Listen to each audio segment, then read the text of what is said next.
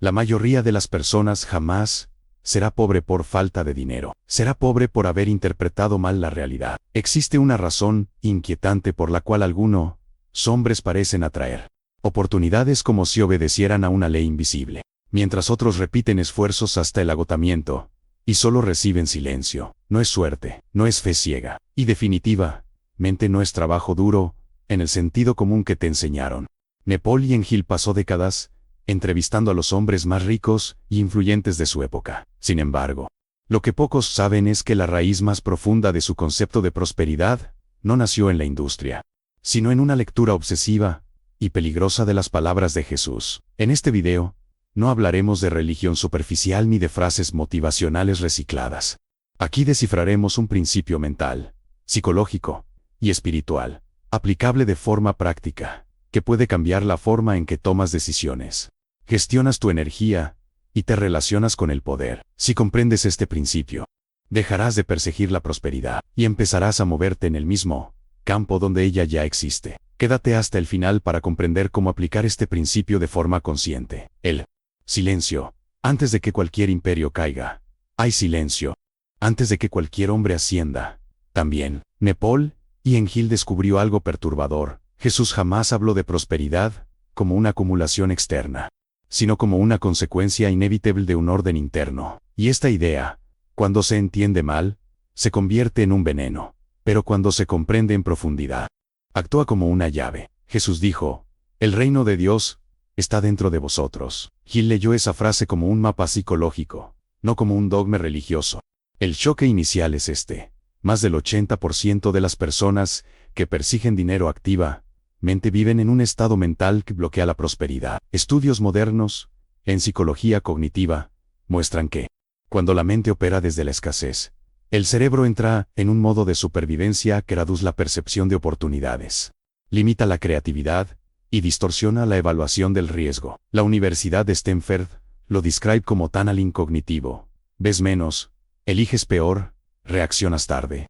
Hill lo llamó de otra forma, mente desalineada. Aquí aparece el secreto prohibido. Jesús no enseñó a pedir más, enseñó a ser diferente. Enseñó que la conciencia precede a la manifestación. Hill entendió que la prosperidad no responde al deseo desesperado, sino a la coherencia interna. Cuando un hombre intenta obtener riqueza sin haber ordenado su mundo interior, crea fricción, y la fricción siempre se cobra un precio. La neurociencia moderna confirma este patrón. Investigaciones sobre coherencia cardíaca y regulación emocional demuestran que los estados internos sostenidos influyen directamente en la toma de decisiones. La perseverancia y la lectura del entorno no es misticismo, es biología aplicada. Un sistema nervioso en calma estratégica detecta señales que una mente ansiosa jamás percibe. Las tradiciones antiguas lo sabían. El budismo habló del apego como la raíz del sufrimiento. La filosofía estoica enseñó que el dominio interior precede al dominio externo. El cristianismo primitivo advirtió sobre el peligro de servir a dos señores, el miedo y la verdad, diferentes lenguajes, el mismo núcleo, pero aquí surge la sombra. El primer signo de peligro aparece cuando una persona confunde acción con alineación. La escena es sutil, trabaja sin pausa, se esfuerza, se sacrifica, pero su mirada está tensa, su respiración es corta, su mente jamás descansa. Sonríe, pero es un sonriso venenoso, por dentro. El ruido no se detiene. Ese ruido bloquea el acceso al campo donde operan las oportunidades reales. El segundo signo es más oscuro. Empieza a justificar decisiones que traicionan su propia ética. Porque es necesario. Cada concesión crea una grieta. Cada grieta debilita la estructura. Hill advirtió que cuando el carácter se fragmenta, la prosperidad se vuelve inestable, volátil, peligrosa. A nivel colectivo, este fenómeno crea sociedades obsesionadas con el resultado y desconectadas del proceso interior. Familias enteras atrapadas en un campo de distorsión de la realidad, donde el éxito externo oculta el vacío interno. Grupos que confunden valor con precio y propósito con estatus. Es una forma de posesión colectiva, silenciosa, socialmente aceptada. El protocolo de protección no es cómodo. Es una retirada estratégica hacia el interior. El primer paso es usar la conciencia como escudo. Observar el propio estado mental antes de cada decisión importante. El segundo es establecer un límite inmediato. No actuar desde la ansiedad, jamás. El tercero es comprender que alinearse no es detenerse, sino actuar desde un centro estable, donde la mente no suplica y el carácter no negocia.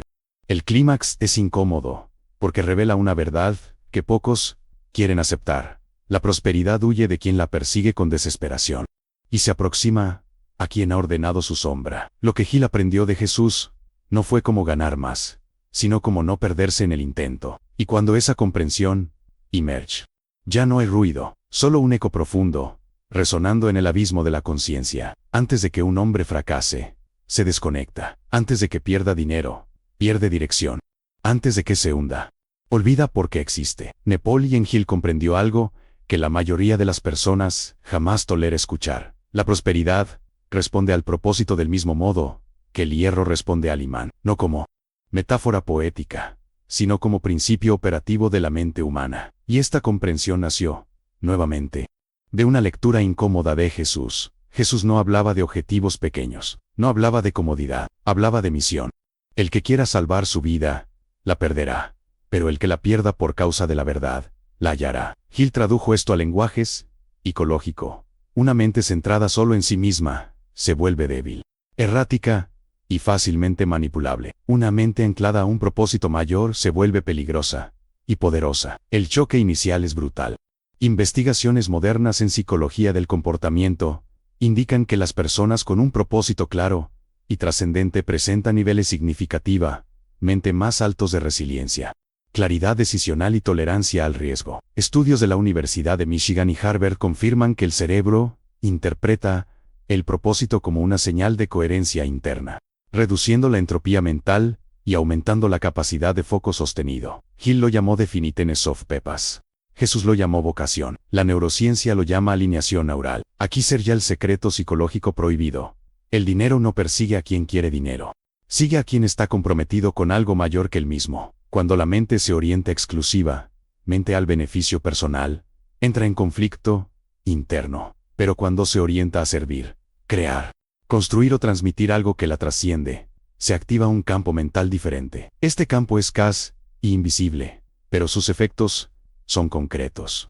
Las personas comienzan a responder distinto a ti. Las oportunidades aparecen en momentos improbables. Las coincidencias se acumulan hasta volverse inquietantes. Hill lo describió como el funcionamiento de una inteligencia infinita. Hoy, la psicología sistémica lo entiende como un fenómeno de retroalimentación social y cognitiva amplificada. Las tradiciones antiguas lo enseñaron con crudeza. En la mitología griega, el héroe que rechaza su llamado es castigado por el destino.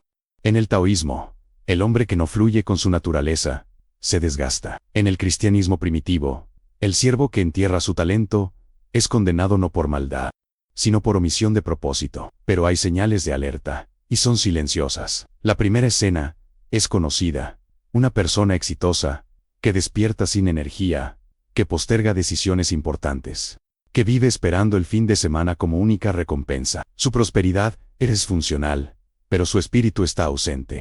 Es el espejo oscurecido, por fuera orden, por dentro vacío. La segunda señal es más peligrosa. El individuo empieza a aceptar cualquier camino que prometa resultados rápidos, aunque contradiga su intuición profunda. Aquí aparece el sorriso venenoso del oportunismo. Hill advirtió que cuando el propósito se diluye, la mente se vuelve vulnerable a influencias externas, manipulaciones colectivas y decisiones autodestructivas disfrazadas de pragmatismo.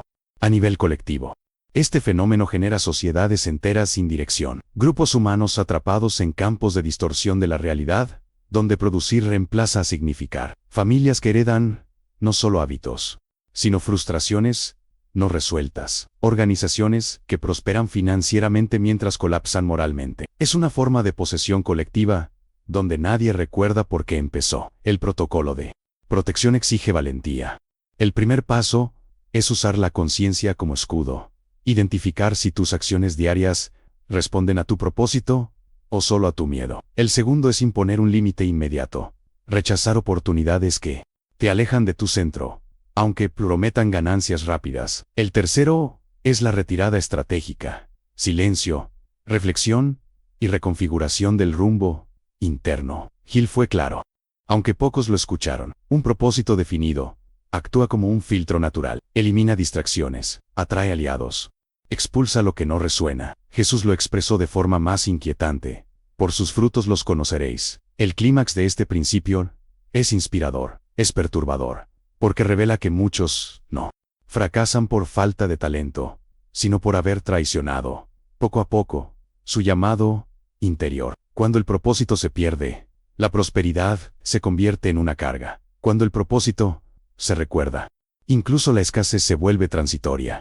Y esa verdad, una vez vista, permanece como un eco oscuro, golpeando suavemente las paredes de la mente. Toda riqueza exige un pago. La diferencia es cuando lo pagas, y con qué parte de ti. Paul Gil llegó a una conclusión inquietante tras estudiar tanto a Jesús como a los hombres más poderosos de su tiempo. La prosperidad auténtica no se obtiene, se merece. Y este merecimiento no tiene relación con moral superficial ni con sacrificio religioso. Tiene relación con una ley psicológica profunda, que opera incluso cuando nadie cree en ella. Jesús fue directo, casi incómodo. El que quiera ser grande, que sirva. Gil no interpretó esto como altruismo ingenuo, sino como una arquitectura invisible del poder. El servicio, entendido correctamente, no es debilidad, es posicionamiento mental. El choque inicial es perturbador. La mayoría de las personas ricas pierde su riqueza en menos de 2 generaciones. Estudios económicos lo confirman. Pero Gil fue más lejos.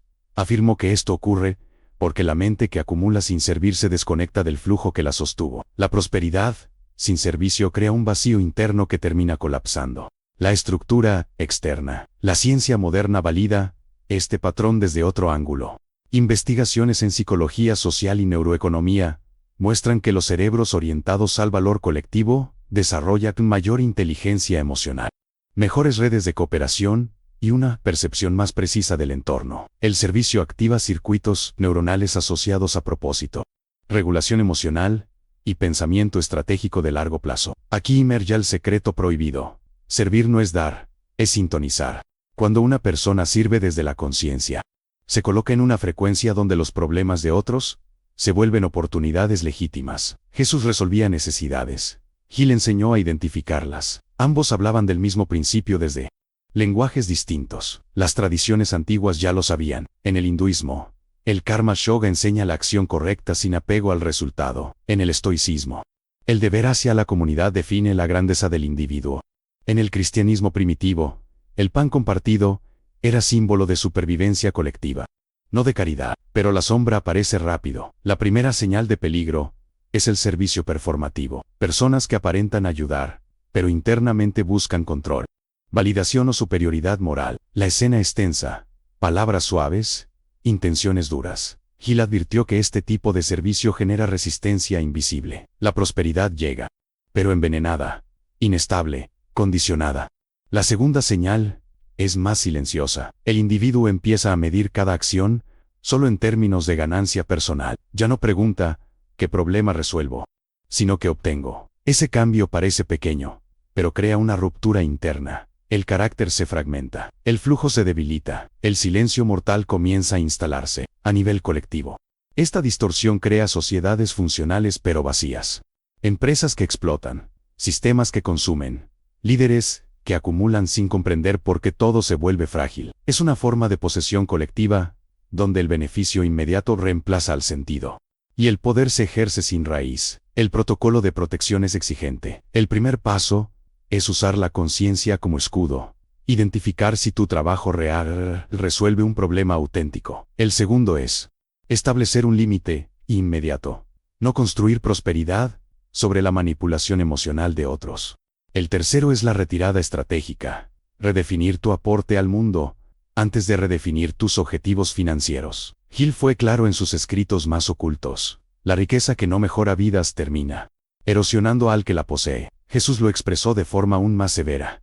¿De qué le sirve al hombre ganar el mundo si pierde su alma? Este canal existe para quienes buscan entrenar la mente con ideas prácticas y profundas. El clímax de este principio no tranquiliza, inquieta, porque revela que muchos no pierden dinero por errores técnicos, sino por haber construido sobre una base interna corrompida. Cuando el servicio es falso, la prosperidad se vuelve una deuda. Cuando el servicio es real, incluso la pérdida se convierte en inversión, y esa verdad permanece, como un eco oscuro, susurrando desde el fondo del abismo interior. La mente que duda no está vacía, está ocupada por fuerzas opuestas.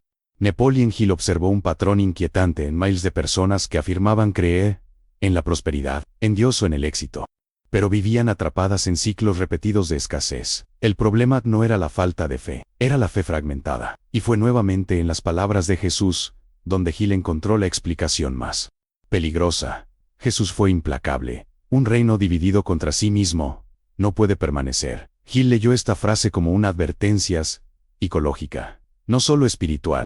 Una mente que desea prosperidad, pero espera el fracaso, pero en sabotaje interno. Una mente que ora por abundancia pero se identifica con la carencia genera un conflicto que el cerebro no puede resolver. El choque inicial es perturbador. Estudios en neuropsicología confirman que la disonancia cognitiva sostenida, que consume enormes cantidades de energía mental. La Universidad de California demostró que cuando una persona sostiene creencias contradictorias, el sistema nervioso entra en un estado de estrés crónico de bajo nivel. No es visible, pero erosiona la toma de decisiones, la constancia y la claridad. Hill llamó a este fenómeno doble pensamiento inconsciente. Jesús lo llamó hipocresía del corazón. Aquí ser ya el secreto prohibido. No basta con creer en algo conscientemente. La mente inconsciente debe estar alineada. Y el inconsciente no responde a palabras, sino a identidad. Si una persona se ve a sí misma como indigna, pequeña o destinada a perder, cualquier afirmación positiva se convierte en ruido. Las tradiciones antiguas lo entendieron con crudeza. En el gnosticismo se hablaba del hombre dividido como prisionero de arcontes internos. En el budismo, la mente fragmentada es fuente de ilusión. En la filosofía platónica, el alma desordenada jamás puede gobernar la realidad externa. Las señales de alerta aparecen como escenas silenciosas. La primera es la oración ansiosa. Pedir mientras se espera el rechazo. Decir palabras elevadas con el cuerpo tenso. La respiración corta y la mirada baja. El cerebro registra el estado, no el discurso, y responde en consecuencia. La segunda señal es aún más oscura. La persona empieza a racionalizar su estancamiento como virtud espiritual. No es para mí. No debo querer más. El dinero corrompe. Hill advirtió que este tipo de pensamiento no es humildad, sino miedo disfrazado de moral. Un escudo psicológico para no enfrentar el propio potencial. A nivel colectivo, la mente dividida crea culturas enteras que glorifican el sacrificio improductivo y desconfían del crecimiento. Familias que heredan no solo creencias, sino límites invisibles. Comunidades atrapadas en campos de distorsión, donde prosperar es visto como traición y avanzar como amenaza. El protocolo de protección es incómodo. El primer paso es usar la conciencia como escudo. Observar si tus pensamientos privados contradicen tus deseos públicos. El segundo es establecer un límite inmediato. Dejar de repetir creencias que refuercen una identidad de escasez. El tercero es la retirada estratégica hacia el silencio, donde las máscaras caen y la verdad interna se revela. Hill escribió que la mente unificada es invencible. No porque controle todo, sino porque no se sabotea. Jesús lo expresó de forma simple y aterradora. Sea tú sí, sí, y tú no, no. El clímax de este principio es perturbador, porque revela que muchos no están bloqueados por fuerzas externas, sino por una guerra interna que jamás se atrevieron a mirar. Cuando la mente se divide, la prosperidad se disuelve. Cuando la mente se unifica, incluso el caos obedece, y esa verdad queda suspendida, como un silencio pesado, en el fondo del espejo interior. Toda riqueza convoca un juicio, no externo, interno.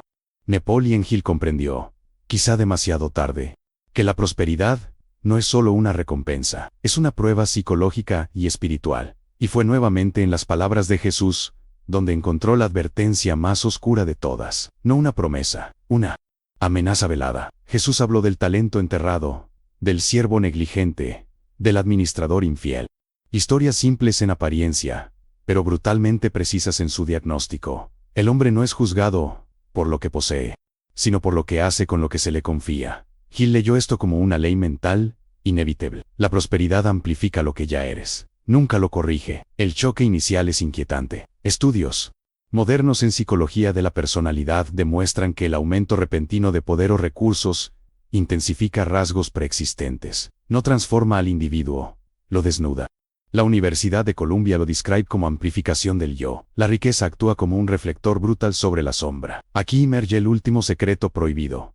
No todos están preparados para prosperar, y no por falta de inteligencia, sino por falta de integración interna. Jesús advirtió que muchos no soportarían el peso de lo que piden. Hill confirmó que la prosperidad prematura destruye más vidas de las que construye. Las tradiciones antiguas siempre temieron este momento. En la mitología, el héroe que obtiene poder sin sabiduría se convierte en tirano o monstruo. En el judaísmo místico, la luz sin recipiente quema. En el cristianismo profundo, la riqueza sin conciencia condena. Las señales de alerta aquí son finales, casi irreversibles. La primera escena es el orgullo silencioso. El individuo deja de escuchar, interpreta toda advertencia como ataque. La prosperidad se convierte en identidad, y la identidad en prisión. Hill advirtió que este es el punto donde la mente se cierra y la caída comienza. Aunque aún no sea visible, la segunda señal es más oscura todavía. La persona empieza a justificar cualquier acción en nombre de su éxito. El carácter se negocia, la verdad se adapta. El abismo de la alma se abre lentamente, sin ruido, sin testigos. A nivel colectivo, este fenómeno crea élites desconectadas, sistemas sin conciencia y sociedades que colapsan desde dentro. Campos de distorsión de la realidad, donde el poder se perpetúa sin propósito, y la prosperidad se convierte en arma. Es la sombra colectiva que Hill temía y Jesús denunció sin concesiones. El protocolo de protección final es severo. El primer paso es usar la conciencia como escudo permanente. Revisar no solo lo que haces, sino quién te estás convirtiendo al hacerlo. El segundo es establecer un límite inmediato. Jamás sacrificar el carácter por crecimiento. El tercero es la retirada estratégica periódica, silencio, revisión y humildad radical frente a la propia sombra. Hill escribió que la prosperidad sostenida exige un tribunal interno activo. Jesús lo expresó con una frase que aún resuena como sentencia. Porque donde esté tu tesoro, allí estará también tu corazón. El clímax no ofrece consuelo, ofrece verdad, porque revela que la prosperidad no es el final del camino, sino el punto donde ya no puedes esconderte. Lo que Napoleon Hill aprendió de Jesús no fue cómo enriquecerse, sino cómo sobrevivir a la riqueza sin perder el alma. Si este contenido te aportó claridad, continúa con el siguiente video y profundiza más. Y cuando la pantalla se apague, cuando el ruido externo desaparezca, queda solo una pregunta, resonando como un eco oscuro en la mente: ¿qué parte de ti está realmente preparada para recibir lo que deseas?